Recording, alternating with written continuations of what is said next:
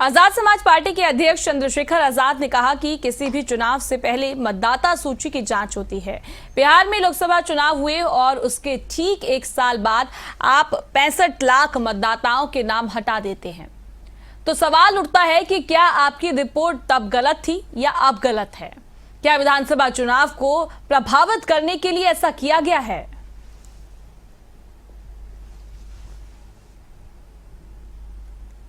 देखिए, ऐसा है, कोई भी चुनाव होता है उससे पहले जो वोटर लिस्ट है उसकी जांच होती है।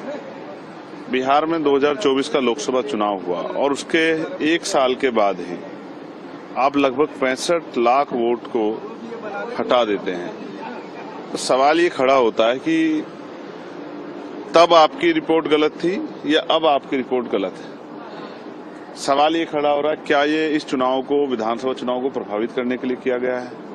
तो वोट की, चाहे एक वोट की चोरी हो या किसी तरह से उसको रोका जाए, वो सब है संवैधानिक, उस सब संविधान पर चोट है। तो मैं स्पष्ट रूप से कहना चाहता हूं, इस पर इलेक्शन कमिश्नर ने जो पीसी की है, मुझे ऐसा लगता है कि जल्द जो है वो अपने रिटायरमेंट के बाद किसी पॉलिटिकल पार्टी को ज्वाइन करने वाले हैं, क्योंकि उनकी जो भाषा थी एक जिम्मेदार अधिकारी की नहीं, एक नेता टाइप भाषा थी।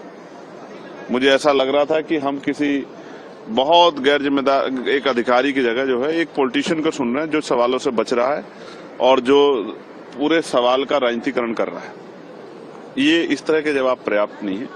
सवाल पूछा गया तो आपको जिम्मेदार से जवाब देना चाहिए, और जनता देख रही है, जनता आपको भी देख रही है, जनता विपक्ष को भी देख रही है, जनता सरकार को भी देख रही है, और जनता के मन में भय भी पैदा हो रहा है, शंका पैदा हो रही है। इसका जवाब जो है, जब सुप्रीम कोर्ट से बड़ा कौन है देश में, जब सुप्रीम कोर्ट ने आपसे 65 लाख मतदाताओं का डाटा मांगा है, जो आपने डिलीट किए हैं, जो आपने हटाए हैं, तो फिर आप जो है अब देरी क्यों कर रहे हैं, इधर-उधर की बात क्यों कर रहे हैं, क्यों पीसी कर रहे हैं? सुप्रीम कोर्ट का जो ऑर्डर है उसको फॉलो कीजिए और डेटा दीजिए, तो पता लग जाए। अगर आप सही हैं तो सब चीजें स्पष्ट होने दीजिए, दूध का दूध पानी का पानी होना चाहिए, फिर इधर उधर घुमाने की बात की जरूरत क्या पड़ गई?